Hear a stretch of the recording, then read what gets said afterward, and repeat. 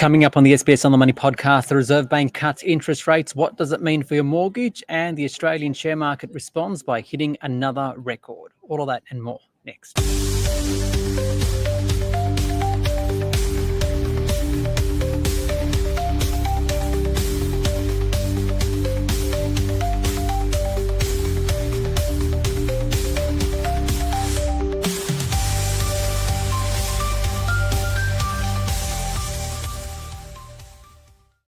Everyone, welcome to the SBS On The Money podcast for this Tuesday, the 12th of August 2025. It's a day where the Australian share market rose to another record high. The S&P ASX 200 up 0.4%.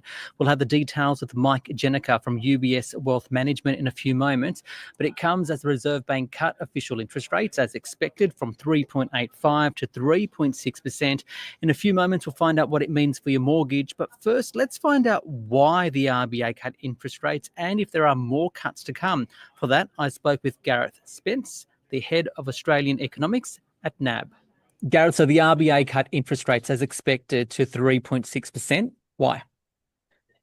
I think largely in part that they kind of got further confirmation that inflation continues to return towards target. So after the last meeting, we've got the quarterly CPI for Q2, and that kind of confirmed that inflation is back to 2.7%. And looking forward in the next couple of quarters, looks like it will drop to something closer to 2.6%. So for them, largely, it's gaining that further confidence that inflation is returning to target, and as that happens, they could look to remove some more of that restrictiveness and focus on the other side of the mandate, which is the unemployment rate or the labour market more broadly, and kind of ensure that their neat set of forecasts kind of remain on track. So speaking of those forecasts, right, what about future rate cuts? Because the RBA also released its statement on monetary policy today. What are you feeling based on what the RBA is saying and has penciled in those forecasts? Look, we still think they'll be pretty gradual and pretty cautious, but I think, ultimately we still think they'll continue to ease. So, while kind of measuring where the neutral rate is, or the rate that kind of has not much impact on the economy either way, is probably a little bit lower and hard to assess in real time. We think they'll continue to ease kind of over coming quarters back to around that 3% mark, which in fact is kind of their assumption in underlying their forecasts in the statement today. So I think for them, as inflation moderates, let's see what happens to the unemployment rate. It certainly ticked up last month. We actually think it'll tick back down a little bit tomorrow when it's released for July. But most people still do expect it to gradually drift a little bit higher. So for us, we think certainly, as the economy still kind of recovers from a very weak private sector level of activity, we need a couple more cuts just to really support that household sector and kind of see activity return to trend. Yeah, fair bit of data still to come. Wages tomorrow, the unemployment rate on Thursday. You mentioned productivity there. The RBA also took a bit of a deep dive on productivity today and revised down its productivity growth assumption. What do you make of this? Yeah, I think pretty sensible, to be honest. Kind of it is an assumption. It's something that's very hard to forecast. It's actually very hard. Something that we get asked a lot is kind of what drives productivity? How can we address it? And that's something that will come up in coming weeks with the government's roundtable. But I think certainly, an assumption of 1% was quite strong, and they've revised down to that kind of 0.7% annually. That is a little bit stronger than what we've done over recent years. And I guess looking through kind of some pandemic sort of impacts, that is still an improvement from where we were. But I guess quite interestingly, and as they identify in the statement today, it's probably a little bit closer to something we'd been assuming of around 0.5%. And really, when you kind of look through the data and you kind of strip out the impact of, the mining sector's waning productivity as mines age, and we have to look harder and harder for more gas and things like that. As well as kind of look through the impact of, really those services sectors that have been growing quite strongly, but typically have a lower level of productivity, is actually the underlying rate of productivity in the economy probably has been something closer to around 0.5 to 0.6 over time. So 0.7 seems quite reasonable, but obviously we'll see where it goes from here. And finally today, NAB's also released its NAB business survey. We're now in a lower interest rate environment. How are businesses feeling in all of this? Yeah, that's right. So, confidence up again in the month and is now kind of slightly above average, despite those, quite gloomy global headlines that we see at the moment. But I think, it does reflect this kind of growing optimism sort of domestically, well, we know that lower rates are starting to feed through, and in some of the other data we've looked at over recent months, like consumer spending and the partial indicators for that, which have shown some improvement from earlier in the year. So I think largely for the business survey, kind of reflecting that kind of recovery and sort of people's outlook. It is interesting that the kind of retail and wholesale sectors generally remain the softest, so kind of the goods production and distribution sort of industries. But the services sector generally does remain stronger. So for kind of business services, as well as kind of the consumer side of services as well. So in line with very much what the RBA said today, capacity utilization is still above average. So kind of while the activity picture is improving in the business survey, the cost and the price pressures remain a little bit evident there, and it kind of comes through in that still high level of capacity utilization. That's Gareth Spence there, the head of Australian economics at NAB. Of course, lower interest rates once passed through by the commercial banks to their customers aren't necessarily good for savers, but they are good for borrowers. And to find out more, I spoke with Sally Tindall from Canstar. So for someone with a $500,000 mortgage at the start of the cuts, today's 0.25 percentage point cut will translate into a drop in monthly repayments of around $74. But when you look across what is now 3 cash rate cuts, you're looking at a drop in minimum monthly repayments of over $200 for these borrowers. What does it mean for those looking to get a loan in terms of borrowing capacity?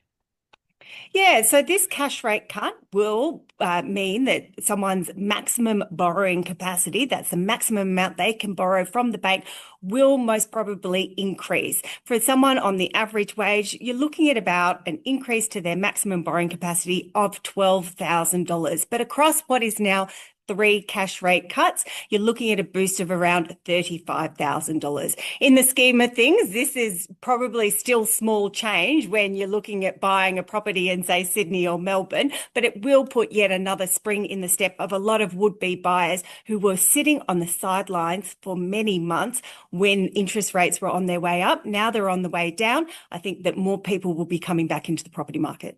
So taking this rate cut into consideration, once it's passed through by the banks, how do you know if you're going to be on a good interest rate for your mortgage, and what should that good rate look like?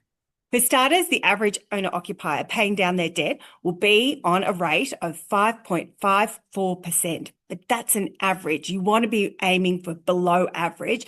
So know that there are going to be an estimated 70 lenders on our database offering rates under 5.5%. But if you want to set yourself a stretch target, and you should, 5.25%. We expect over 30 different lenders will be offering a rate under this mark for owner-occupiers once this cash rate cut filters through. Okay, not every borrower, though, will see this rate applied to their repayment straight away, right? Some actually have to contact their bank.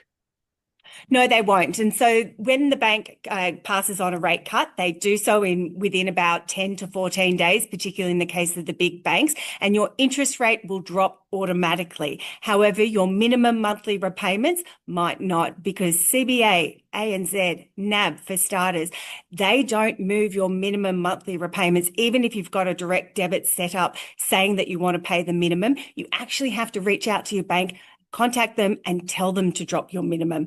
Westpac, on the other hand, they do automatically drop someone's minimum monthly repayments, provided you've got a direct debit set up, as do other banks. So it's really important. Pick up the phone to your bank, understand exactly how they will treat your minimum monthly repayments, find out if they're going down. And if they're not, have a think about whether you want to keep your repayments high and get ahead on your mortgage, or whether you need that money into your budget to pay other bills. That's Sally Tindall there from Canstar, the head of data insights. Let's now take a look at how the share market reacted, because the S&P ASX 200 surged to another record high. The S&P ASX 200 up 0.4% to 8,880. 8 of the 11 sectors ended higher. Utilities, consumer discretionary and financial, the best performing. The worst performer was the industrial sector, down 0.85%. In terms of the top and bottom stocks, the top performing stock on the 200, Life 360, following its profit numbers. Shares up there by 7.8%. It's followed by Light and Wonder and JB Hi-Fi, which rose 5.5% after falling yesterday.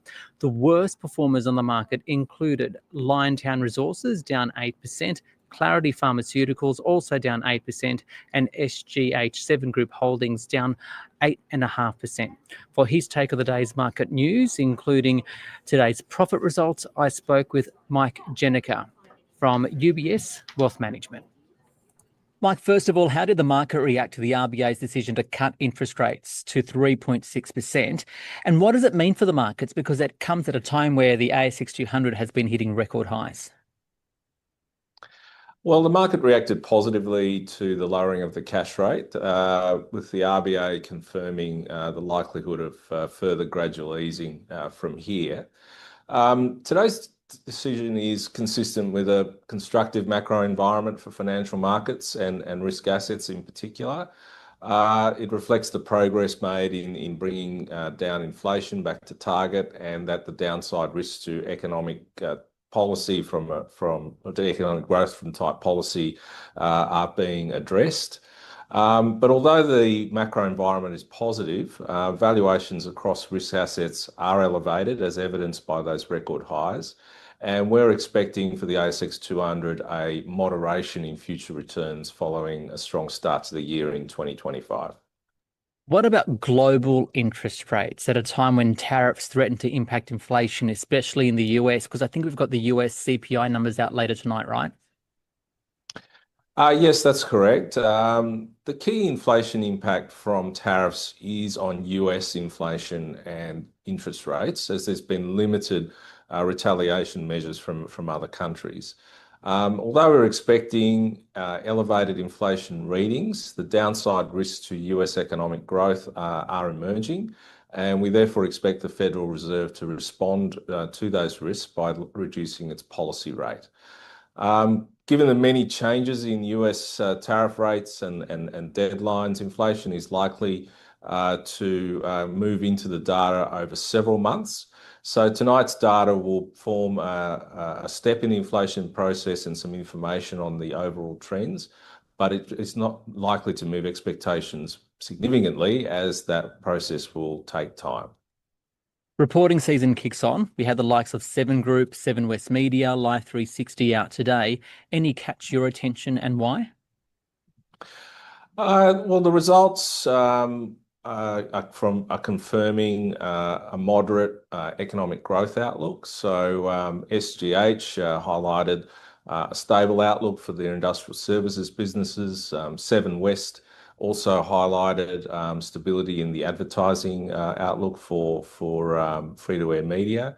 The strong performance really came from Life 360. Their strategy is leading to significant growth in revenue, and they're leveraging that growth into high profitability because their fixed costs are not rising as quickly as the revenues are. So overall, the divergence, I guess, with Life 360 performing well and the other two stocks being down, probably highlighted the strength of the secular growth available in the technology innovation versus the sort of more stable economic backdrop, which is well priced at the moment. Is it just me, or does there appear to be a bit of movement in the CEO circles at the moment? I think today, Life 360 CEO Chris Hull said he's stepping down. Yesterday, it was Terry Smart from JB Hi-Fi. Recently, we've had the CEOs of Boss Energy, Domino's Car Group, Fortescue, Rio, Treasury Wines. I mean, is there anything in there? Is this a sign of the times, burnout from the pandemic, or is it just timing? It's mostly timing. Some of the recent announcements, such as for JB Hi-Fi and Car Group, are more normal management succession plans from long-term CEOs. The other companies that you noted, it's probably more aimed at addressing strategic issues and improving performance. So overall, we're not really seeing a major change in CEO tenure trends, but the outcomes do show that accountability for company performance remains a key driver of that tenure. And so finally, given this now lower interest rate environment here in Australia, what are you telling your clients at the moment, and where do you see the opportunities for investors? Well, given the strong performance of financial markets this year, we're highlighting to our clients a need to prepare for more volatility while tempering expectations in the near term. Despite some near-term caution, though, we continue to be constructive on equities and believe any dips in the market should be bought. We also highlight that interest rates are being reduced and that locking in attractive fixed income yields is preferable to holding cash. That's Mike Jenneke there from UBS Wealth Management. That wraps up the podcast for this Tuesday, a day where the Reserve Bank cut interest rates by 25 basis points to 3.6%. Profit reporting season, though, continues on. Tomorrow, we've got the Commonwealth Bank. It's followed by the likes of Telstra and Cochlear this week. We're aiming to have the CEOs of those companies on the podcast then. Until then, don't forget to give it a rating and review on Spotify and Apple Podcasts if you enjoy the podcast, and to click subscribe. This SBS on the Money podcast is provided for informational purposes only and should not be understood as constituting advice or a recommendation. It is not personal advice and it does not consider your personal circumstances or objectives. You should contact a licensed professional before making any financial decision.